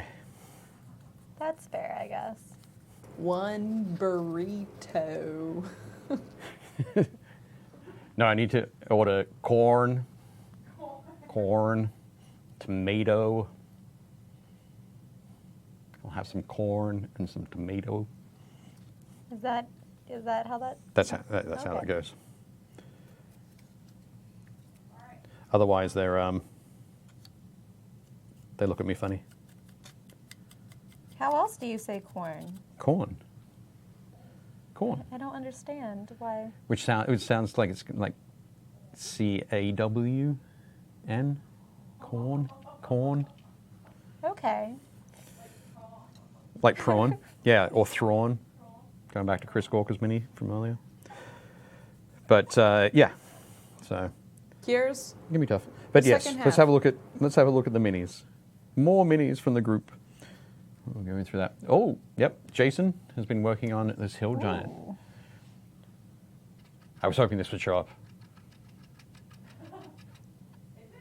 Primarily because I want to talk about the enormous like pack that he's got on his back. It really makes me think of that the old lady from the Labyrinth. Oh yeah, the trash lady. Trash lady, yeah. But yeah, so I'm looking forward to see how you paint the rest of this, Jason. Looking good so far. Very nice. Oh, Brian Cox, Reaper Miniature. Who's this? Oh hey. Okay. That's Che Guevara. Am I supposed to know who that is? No, I just wanted to check. Okay. Keep forgetting how young you are. But yeah, no, looking good. I think it's definitely the face that gives it away, and the beret is the classic. But yeah, and working in some jungle basing as well. Very nice. Good work, Brian. Bear is his first shot at some Perry Knights. Well, that's fun. Yep. So I Perry, like the plume. the plume. The plume. The plume. The plume is quite cool. A lovely purple. Working well against there's some little gold accents in there. But yeah, Perry Miniatures. So Alan and Michael Perry are twins who have been sculpting miniatures for over 40 years. That's crazy that you'd have twins that are like the same. Yeah. They both love sculpting miniatures. They both love history. So Same this hobbies. is one from their medieval knights range. I can't remember which exact period, but yep. The cool thing about the Perrys. I'm supposed to know what period of time that's from, but Yeah. I'm lazy. I would guess that's 1500. fine. I'd guess somewhere in the 1500s, 1400s, 1500s. yeah, But, that seems legit. Yeah, the Perry twins are also reenactors, and Michael Perry lost his right hand in a reenactment accident. What? Yeah, he was a cannon. He and his brother were a cannon crew, and they loaded the blank charge, and it went off before Michael could get his hand out of the way, and it blew off his hand. Good. His right hand, which was his sculpting hand. That's the opposite of good. Only. Yeah, okay. exactly. So, but he ended up getting a prosthetic. So he now has a prosthetic that he uses to hold the miniatures when he's sculpting them, and he sculpts with his left hand now. And his brother, in an act of solidarity, learnt to paint left-handed. That's so cool. Yep, the Perrys are awesome people. They're very cool. But and all the miniatures are great, and I think that your job there, paint job there, Bear, was definitely cool. I look forward to seeing a whole unit of them, all painted up. They look very nice. Alexander, a recent commission piece. What mini is this? It is scary. Scary. Like a as hell. face hugger and an octopus and an eel had a baby Yep. with a starfish. Yeah. It's amazing. Yeah, I love and it. death. And death, yep. Now, I love the way you've the treatment you've done on the suckers on the tentacles around the face, the octopus part, I guess. Yeah. Yeah, nice work on the highlights there. That looks super scary. Very nice. Dave Oh, Schrum. hey, Yasha. Yasha from Critical Role.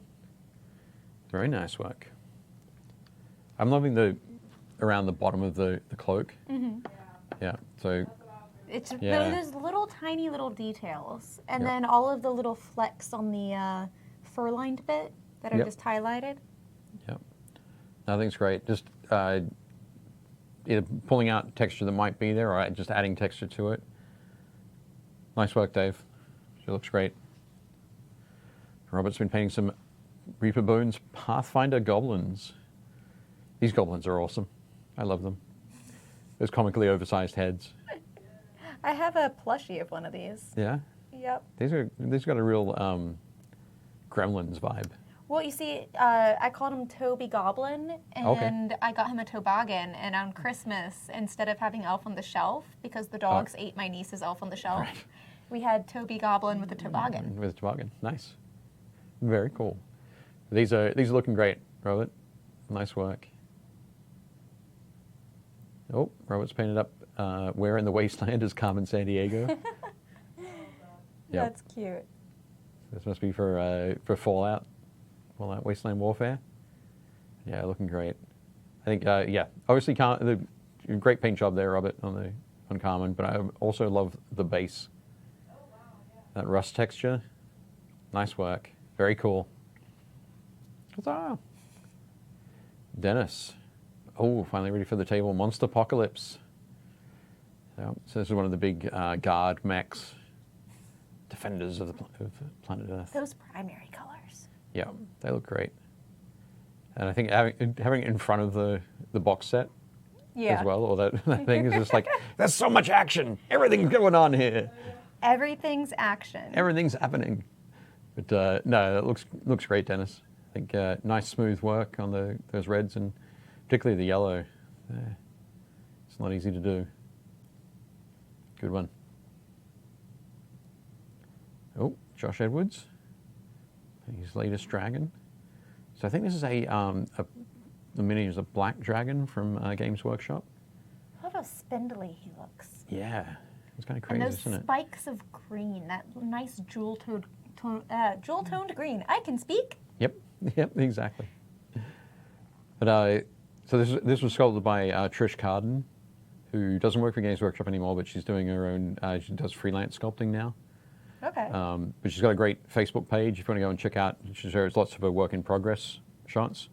So you can see how she builds her armatures and things that she uses. I saw something recently where she's doing some miniatures for a Kickstarter from Footsore Miniatures for their Mortal Gods range. Okay. And there was Medusa, so like a fairly classic Medusa. Mm-hmm. And she'd given her wings, and the wings were, the base for the wings was folded out of brass sheet. Oh, cool. Yeah. That's so So and then she sculpted the texture over the top of the brass sheet. So definitely check that out. So it's just look for Trish Carden sculpting.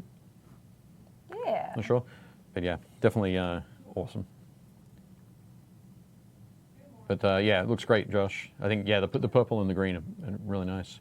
Dwight. Christmas models. That definitely makes me think of Christmas.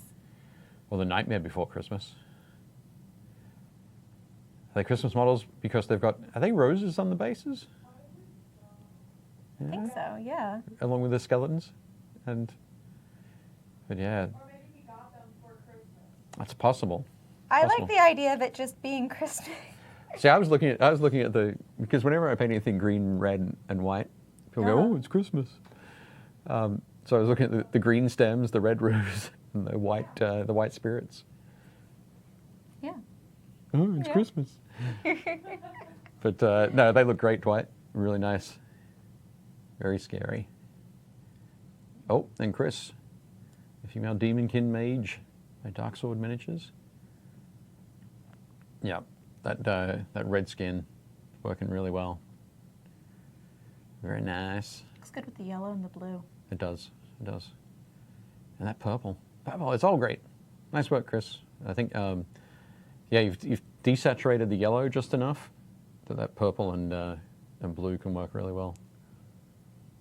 Nothing's fighting for attention. No. Nice one. Congratulations. Thank you very much, everybody, for showing us your minis. And make sure if you want your minis viewed that you join our group and you paint a mini and then you post it in our group. Post it in our group. Yes, you have to post it in the group for us to be able to find it. Leona is not able to hack into your phone. Break into your home. Break into your home, photograph your minis, all that sort of stuff. I was Find your gonna workshop. I was gonna say not yet, but then you said break into your home. I don't ever want to do that. Yeah. So please Yeah. post them on the page. Post them on the Facebook page. It's the easiest way. Okay, so at the moment I did a little bit of dry brush highlight on the wood here on the floorboards, and now I'm going back, and from the ends of them, I'm painting in some black. Give them a good base for like a scorched kind of look. I'll do that on the rafters as well.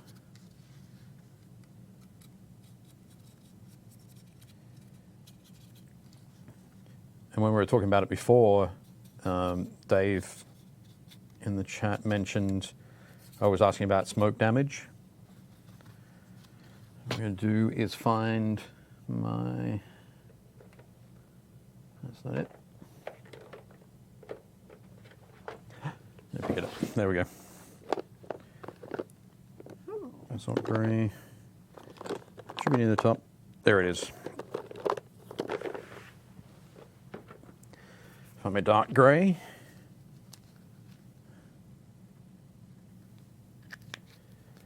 And pick the right brush for this. Do a little bit of stippling here. So I'm just going to grab this brush, this dark grey there, and then just kind of stipple this in. I'm not sure it's going to show up on camera, but it's going to give that a bit of a smoke damage kind of look on the inside here.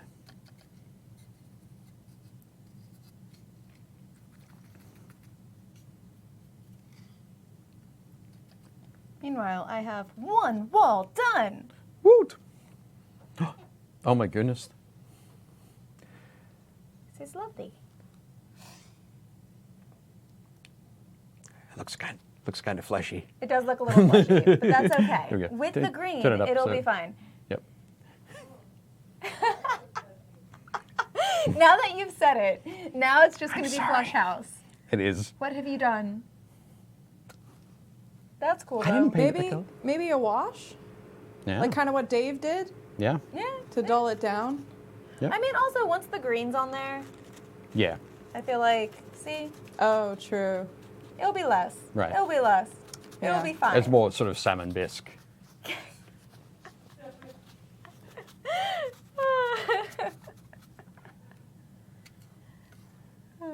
So there we go. Just going to a little bit of the dark grey, some of this ivory. Mix those in. One other handy hint about painting terrain is if you want to get a fairly consistent look across a good set of terrain, where you might be using different colors. If you can use a similar color for highlights, or adding in for highlights, in this case I'm talking about ivory, that can help sort of tie it all together. It'll give just enough of a hint over the model, or the series of terrain pieces, to get that connection there, because they're all highlighted up. They might start at different points, or have different tones or hues, but they'll all work towards that that ivory color. In this case, ivory. You could use white, you could use bone, you could use pale gray. You could use flesh. You could use flesh. I would not recommend that. But yeah, that'll give you those that sort of stronger connection across the entire piece. Which side is going to be the north-facing side?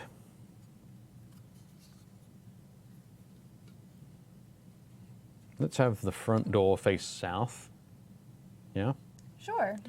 And that way, so there's the front door. I'm going to flip it over so that or the sides that I work on here are the north-facing sides, which if you're going to be painting any or doing any washes or painting anything to represent moss growing, moss will grow on the side of a building or on the side of a tree or any sort of structure that is away from the sun, that doesn't get any sunlight. Question. One, Mike says he likes mine better. That's and fine. two, he says, He's allowed to. Dave, are you using a makeup brush for dry brushing? At the moment, no. I haven't used one. We do have a couple here that are kind of, they're not makeup brushes, they're from Citadel, but they have that makeup brush kind of look to them. You could, I mean, very easily, if you wanted to use a makeup brush, get some Yep. for the cheap.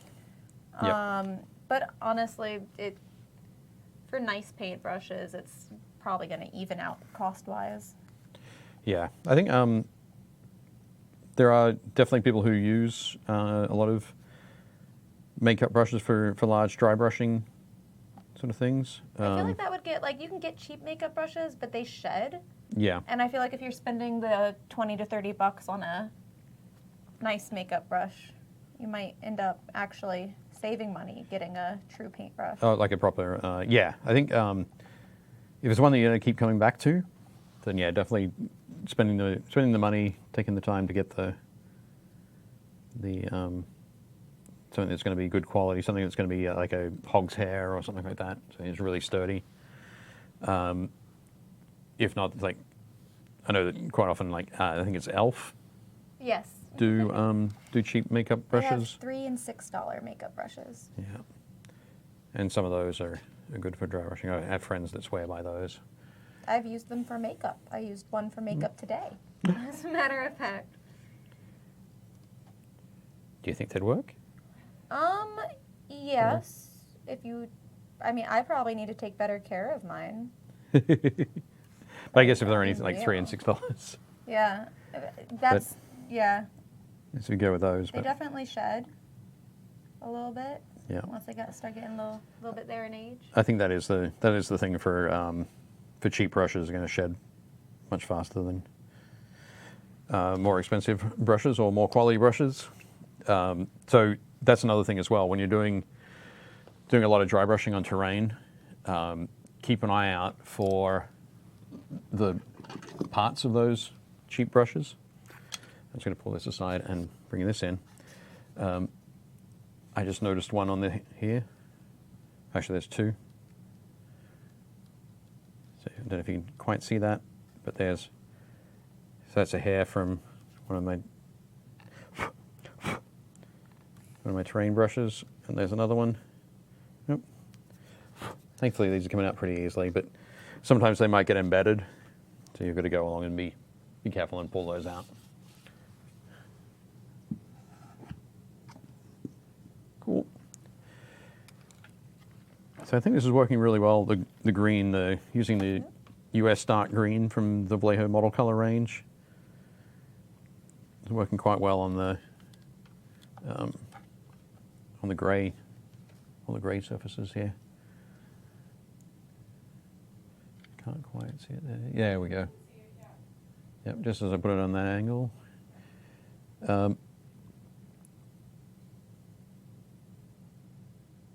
Obviously, you don't have to really worry about which side is going to be facing north and which one's facing south. But if you are doing a whole set of terrain where you have a whole lot of buildings or you're working on some moss colors onto them, it's always really cool when you can set them up on a table and look at it and it's consistent. So I would recommend, so for this one I'll finish off this and then I might be tempted to turn around and start working on this side, work that down. But this side would get too much more sun than would allow moss to grow on it. So I'm just going to keep it on these sides here.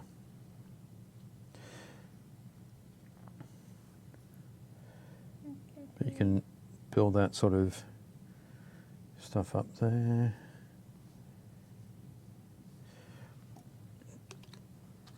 Something if you do want to have something that adds a little extra depth again on the, let me find it.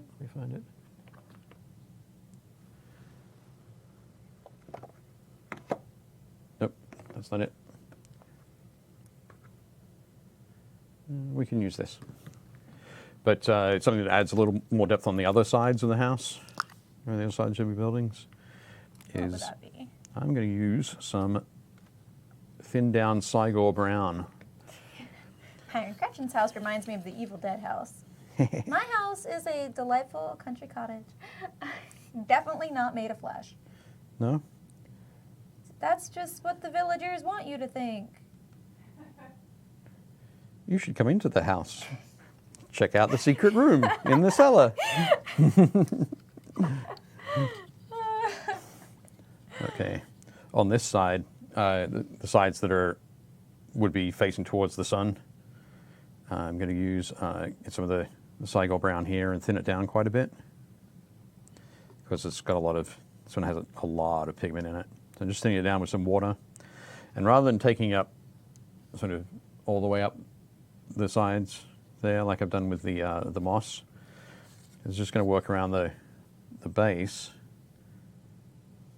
to sort of simulate some dirt and debris and grime accumulating around the base and the edges of the house.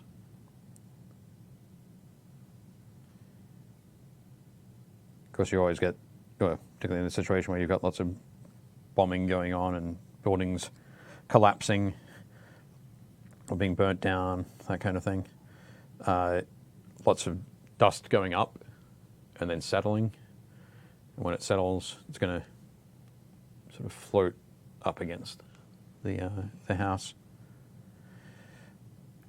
When you've got a lot of dust and dirt around a building as well, when it rains, you're going to get like splashes. You get the muddy kind of look and splashes up onto the building. So this can kind of represent that as well. Let's see how's that looking? Looking a little bit wet at the moment, but once that dries, should be all good.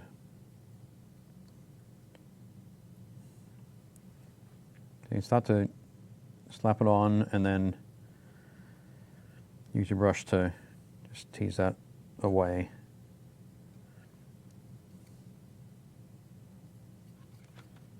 If you need to, just use your finger to push it around. You can do that as well. Yeah. It's always important, though, to remember what color you've put onto your finger so that you don't end up smudging, like, oh, it's still got a little bit of red left over there and smudging red across your piece or whatever.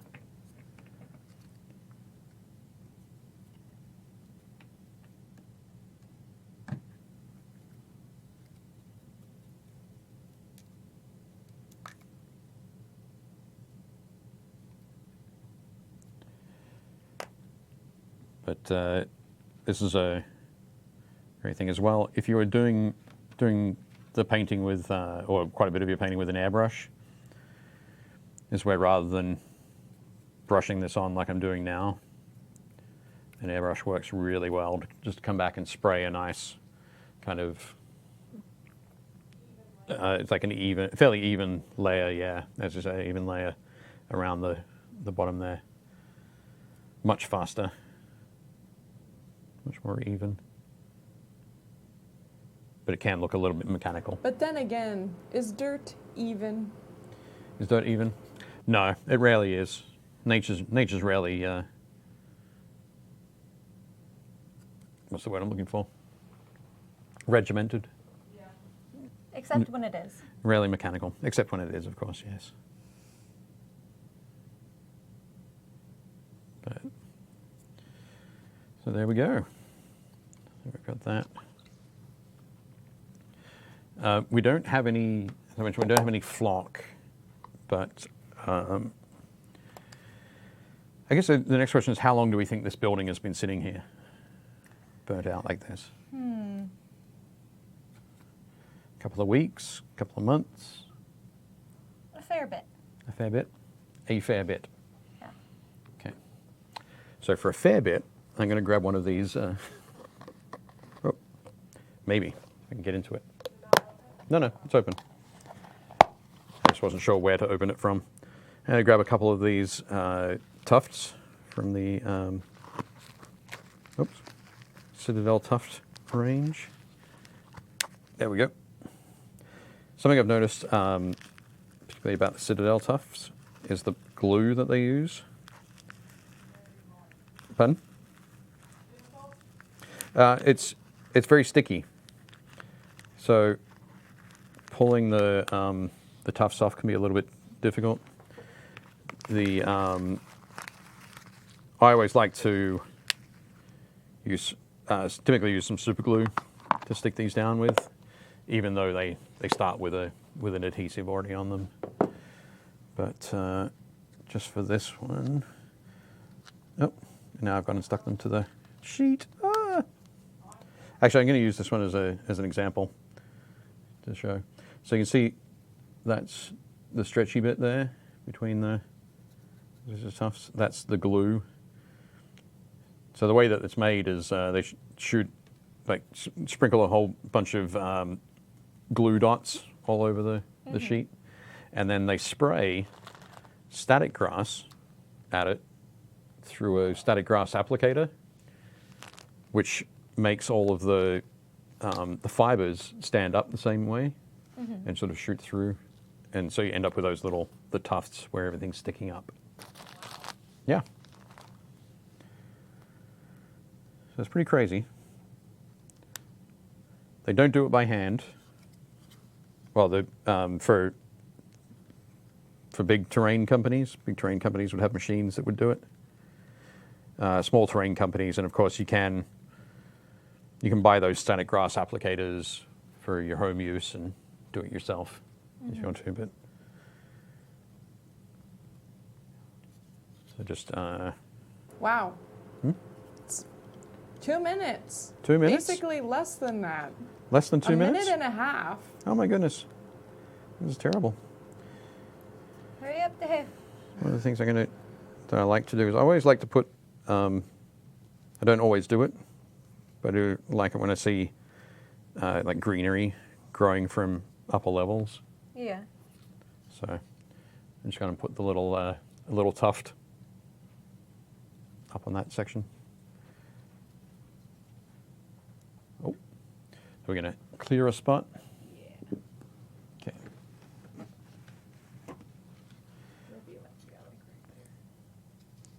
I'm going to leave mine sort of as is. I guess Basically, I'll zoom in on one and then you can just switch them out. switch them out. Sure. I'll move these out of the Making way. it gross. Hold on, I gotta get my Yeah, that's fine. unflesh it up, so people know that it's not in fact flesh. Right. Yeah. That's looking good. I like that. Yeah. Is that a little bit of green for the?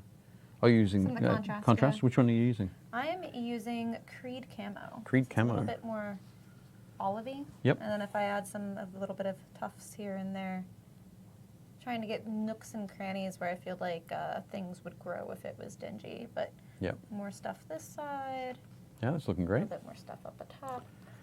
Very cool. Very cool. But now I'm Okay. like on speed run. Speed run. Should I find a piece of this that'll work on there? Yeah.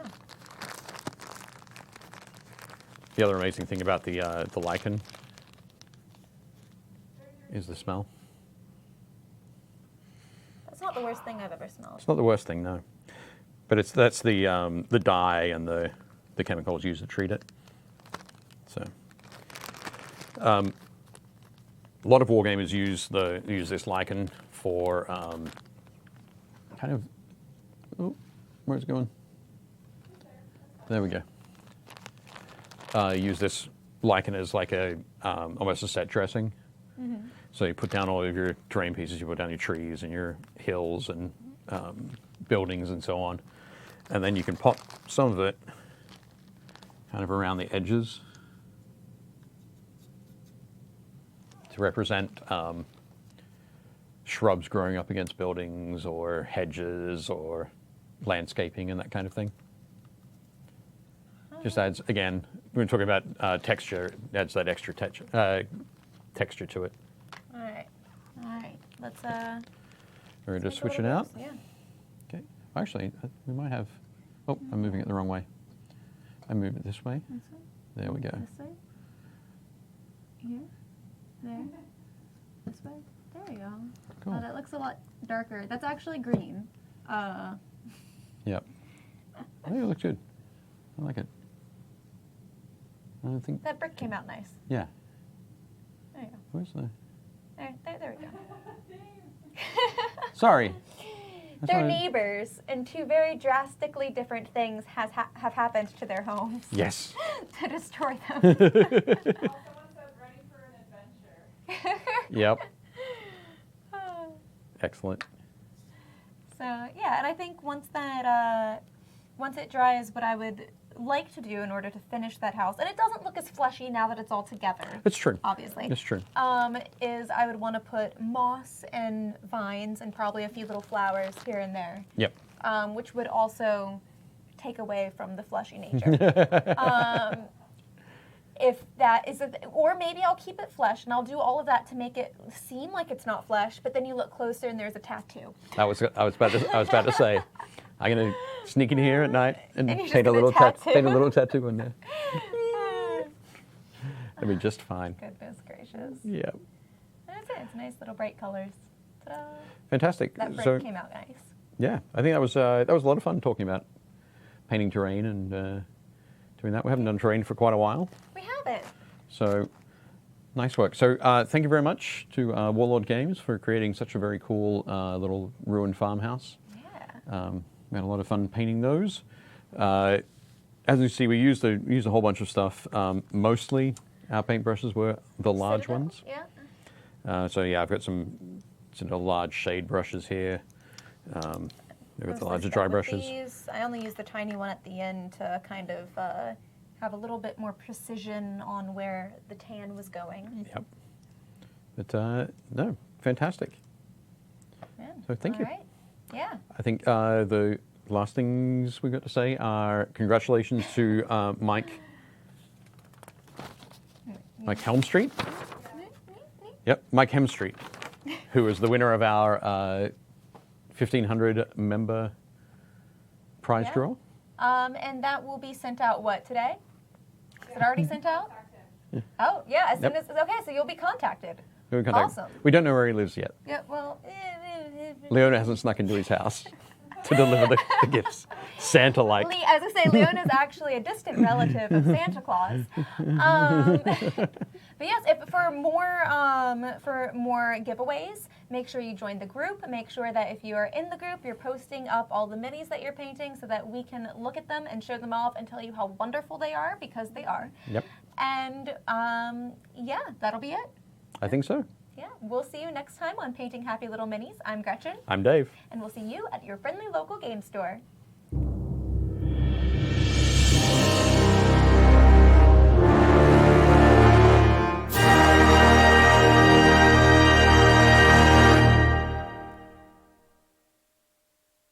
Thanks for watching Painting Happy Little Minis. If you liked it, leave a like and a comment below, and make sure to subscribe so you don't miss any new content.